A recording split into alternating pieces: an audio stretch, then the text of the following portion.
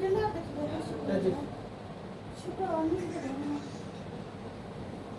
اللہ الرحمن الرحیم، والصلاة والسلام علیکہ یا رسول اللہ وعلیٰ آلکہ و صحابکہ یا حبیب اللہ، اللہم صلی علی محمد وعلی آل محمد، صلی اللہ علیکہ یا محمد نور من نور اللہ۔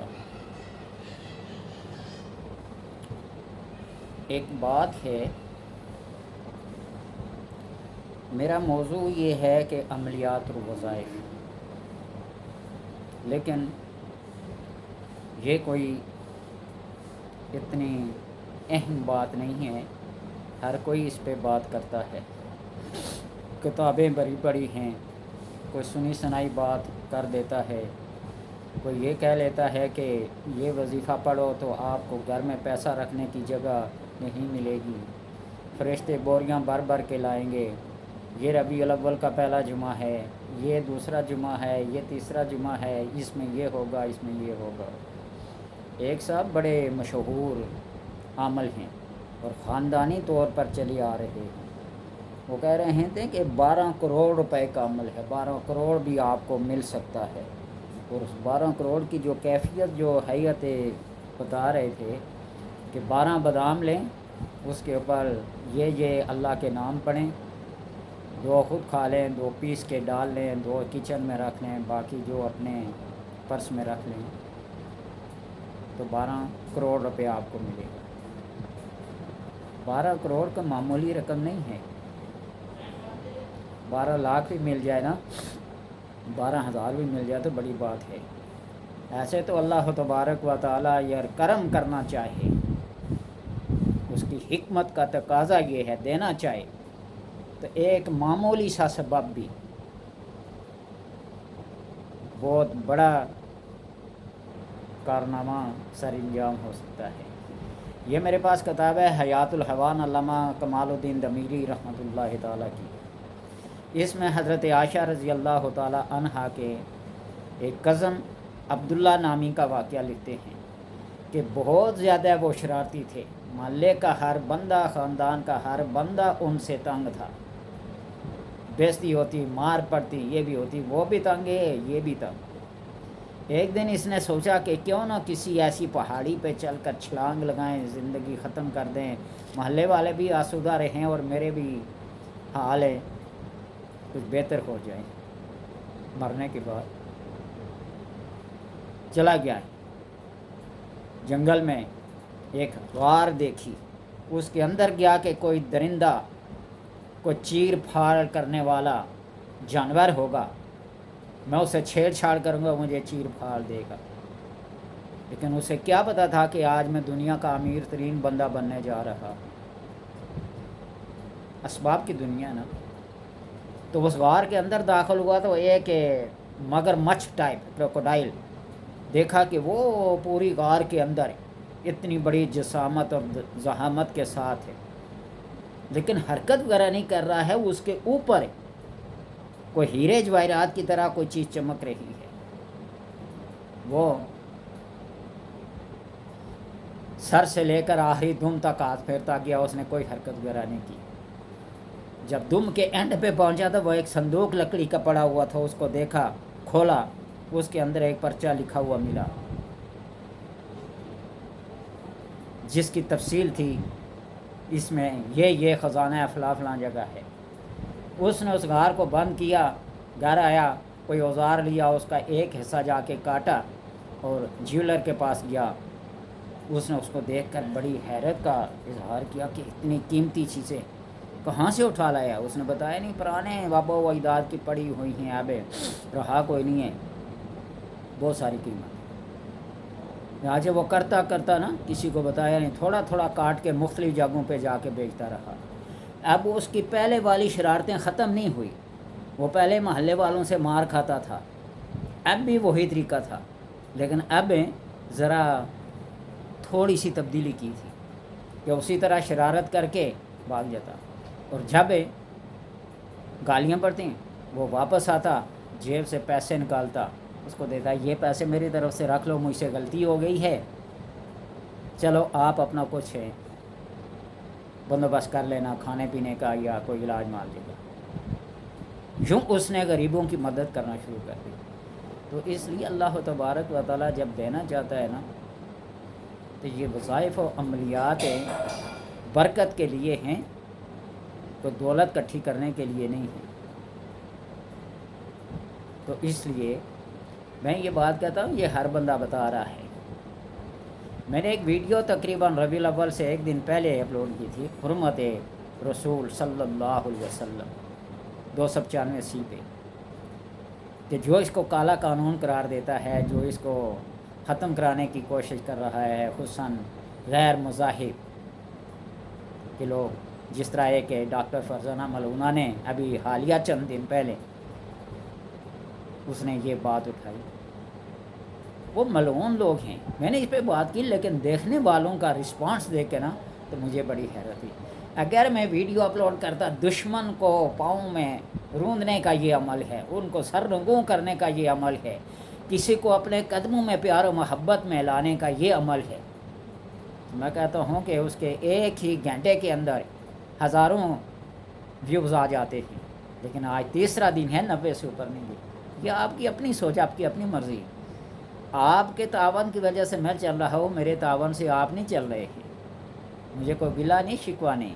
लेकिन जब हुर्मत रसूल सल्लल्लाहु अलैहि वसल्लम की बात आए ना, तो फिर मैं कहता हूँ कि एक मामूली से जुमले को यूँ ऐसा वायरल कर दो, जंगल में आग की तरह वो फैल जाए। हमने मोहम्मद और रसूलुल्लाह पढ़ा हुआ है, अपनी इज़्ज़त, जान, माल, औलाद उनके नाम पे कुर्बान, तो फिर बाकी रह क्या जाता है। आज का ये अमल मैं बता रहा हूँ आपको, जिसने देखा देख लेगा, जिसने ना देखा ना देखे। मैं कोई फ़ख्रिया तौर पे ये नहीं कह रहा हूँ ना देखे, उसकी अपनी मर्ज़ी। मैंने कहा ना कि आपका तावन मेरे साथ है तो मैं चल रहा हूँ, वरना ये मेरी रोज़ी रिज़्क़ रोटी नहीं है। ये जो चीज़ें मैं कर रहा हूँ कि मुझे यूट्यूब को पैसा देगी तो मैं अपना नज़र चलाऊँगा। अल्लाह तबारक व तआला के करम से ये रूहानी सिलसिला ख़ानदानी चला आ रहा है।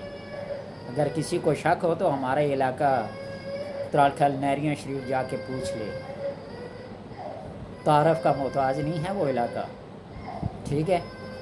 एक अमल है, सूरह बुरूज की आयत है, इन्ना बत्श रब्बिका लशदीद। हर वो बंदा जिसका कोई ना कोई दुश्मन हो और हर वक्त उसे ये ख़तरा रहता है कि मेरी इज़्ज़त को तार तार कर देगा, मेरे जितने भी मामूलात ज़िंदगी हैं उनको अजीरन कर देगा।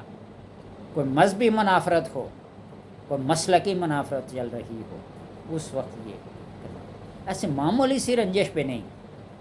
आपने इस आयत को 111 बार पढ़ना है, और पढ़ना ऐसे है कि आप किचन में चले जाएं, चूल्हा जलाएं, तवा ऊपर रखें, तवा जब गर्म हो जाए तो कोई भी कुकिंग ऑयल या कोई भी ऑयल डालें उसके ऊपर और पढ़ें आउज़ बिल्लाह बिस्मिल्लाह पढ़ के ना, दुरूद पाक नहीं पढ़ना है, बिस्मिल्लाह भी बस स्टार्ट में पढ़नी है एक दफ़ा। इन्ना बत्श रब्बिका लशदीद, इन्ना बत्श रब्बिका लशदीद, इन्ना बत्श रब्बिका लशदीद। अगर किसी की एक सांस में 10 मरतबा वो पढ़ सकता है तो 10 मरतबा पढ़ के पानी का चुल्लू पास पानी रख ले और ज़ोर से उस तवे के ऊपर मारे, और अपना भी ख्याल रखे कि ही वो गर्म तेल की छींटें हमारे जिस्म को जला न दे। और ये उस वक्त करना है जब कि तुम समझते हो कि वाकई दुश्मन मेरे हैं। अगर किसी मामूली रंजिश की वजह से ये ऐसा करें तो ये वबाल आपकी गर्दन का तोक बन जाएगा, वबाल बन जाएगा। इसलिए सोच समझ के इस अमल को करना। इन्ना बत्श रब्बिका लशदीद, इस तरह आपने इसको 10 बार पढ़ना है, हर दफ़ा 10 आयतें पढ़नी है और 10-10 बार पढ़ के ना पानी का चुल्लू लेके मारे। और आखिरी दफ़ा जब 11 बार पढ़ेंगे, 10 दाई 100 और 1 11, आखिरी दफ़ा 11 बार पढ़ेंगे तो इस तरह आप इसको पढ़ें। चुल्लू पानी का भर के तवे पे मारें, छींटे उठेगी, बड़ा कोई कपड़ा ओढ़ लें या किनारे से होकर मारें تو دیکھیے کہ آپ کے دشمن کا انجام کیا ہوتا ہے۔ لیکن بار بار یہ میں تاکید کرتا ہوں ایسی ویڈیو اپلوڈ کرنے سے پہلے کہ کسی معمولی رنجش یا ناراضگی کی وجہ سے نہیں، جہاں آپ کو خطرہ ہو کہ میری عزت، میری جان، میرا مال، میری اولاد خطرے میں ہے، فلاں فلاں آدمی سے قل اعوذ برب الناس، آخر میں کیا ہے، من الجنات والناس، جن اور انسان سے اللہ کی پناہ۔ یہ جن اور انسان من الجنات والناس، یہ انسان کے ہی دشمن ہیں۔ سانپ جو ہوتا ہے نا، سانپ کے ڈسے کا کوئی علاج ہے، اس کا کوئی دم ہے، کوئی درود ہے، کوئی تریاق ہے، لیکن انسان کے ڈسنے کا کوئی تریاق نہیں ہے۔ اس کا تریاق یہی ہے کسی عمل کے ذریعے سے، اپنی کسی حکمت عملی کی وجہ سے اس سے اپنی عزت کو محفوظ رکھیں، اپنی جان و مال کو محفوظ رکھیں، تو اس لیے جہاں حرمت رسول کی بات آتی ہے تو جہاں پھر تن من دن کی بازی لگا لیں، پیچھے مڑ کے نہ دیکھیں کہ ہم نے اپنے لیے بھی کچھ رکھنا ہے یا نہیں۔ اپنے لیے وہی ہے جو اللہ کا رسول تمہیں عزت دے۔ وہ جنگ تبوک کا واقعہ تو آپ نے ہزارہا مرتبہ علماء سے سنا ہوگا کہ آپ صلی اللہ علیہ وسلم نے ابو بکر سے پوچھا کہ گھر والوں کے لیے کیا چھوڑ آئے ہو؟ اس نے کہا اللہ اور اللہ کا رسول بس۔ بلبل کو پھول اور پروانے کو، اقبال کا یہ شعر ہے نا، پھول بس، صدیق کے لیے ہے اللہ اور اللہ کا رسول بس۔ تو اس لیے جس کو اللہ مل جائے، اللہ کا رسول مل جائے، اس سے بڑی دولت، اس سے بڑی عظمت اور کوئی نہیں ہے۔ کل ایک فلاسفر کو ٹک ٹاک پہ سن رہا تھا نا، جو علماء کے اوپر تنقید کر رہا ہے، انہوں نے حوروں کی لمبائی، چوڑائی، خوبصورتی، ہاتھ، پاؤں، ناک، یعنی پوری حیت بتا رہا تھا کہ بتا دی، جنت کی لمبائی چوڑائی بتا دی، جہنم کی بھی گرمیوں کو بتا دیا، ہر چیز کو بتا دیا، لیکن علماء نے انسان کو انسانیت نہیں سکھائی۔ کوئی کسی کو گول کے پلا نہیں سکتا۔ علماء نے کون سی کسر چھوڑی ہے؟ فرائض، واجبات، مستحبات، سنن ساری بتائی، پڑوسیوں کے حقوق، ماں باپ کے حقوق، بہن بھائیوں کے حقوق، رشتہ داروں کے حقوق، مہمانوں کے حقوق، ساری باتیں بتائیں۔ کون سی کسر چھوڑی ہے؟ بڑی بڑی ذہین کتابیں لکھ چھوڑی ہیں، بڑے بڑے واعظات اور واعظین آپ کو سمجھا رہے ہیں، لیکن کوئی انسان کسی کو گول کے تو نہیں نپلا سکتا۔